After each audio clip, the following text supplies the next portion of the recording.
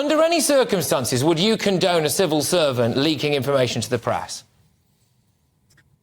Well, we don't know that that's what's happened here. And as your political correspondent was explaining before, there's also lots of politics at play here. What we I know, do know but just to say, sorry, under any circumstance, I want to make that very clear. This is not just about this story. Under any circumstance, because we had Dominic Raab recently, who came out and said that there were allegations about him, I think one involving a tomato, for example, which were completely untrue, and he says they were leaked by the civil service. So I just want to drill down. Is it ever OK for a civil servant to leak information to the press?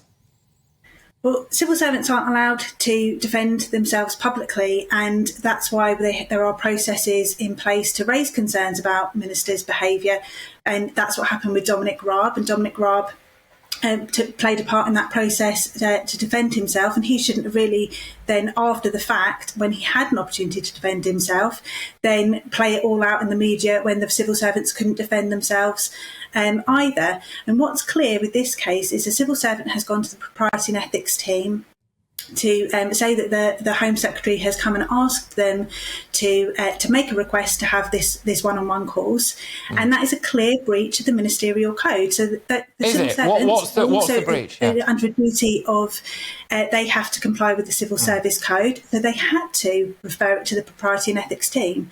Aside from that, we don't know how this story's become public. What's the exact breach of the ministerial code in your view? Then what is it? Well, the ministerial code is really clear that you need to keep your duties in the public office, so your duties as Home Secretary leading the Home Office, completely separate to your private interests, and you cannot misuse your public office to try and further or advance your private interests. So the fact that she'd asked officials to make the request that to have this one-on-one course means that, you know, from that course provider's point of view, they would see that as an official request from government. So an official request from the Home Office. Now that's a course provider that is providing a course on behalf to the government. Yeah. So that puts them in a really difficult position. You know, what happens if they say no?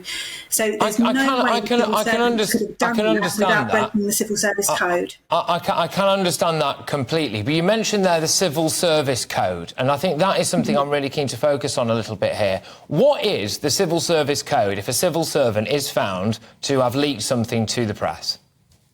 So civil servants aren't allowed to leak things to the press, and if there is accusations of that, then there are processes in place. They're employees of the Crown, they're employees of each of their departments, and they should be investigated there.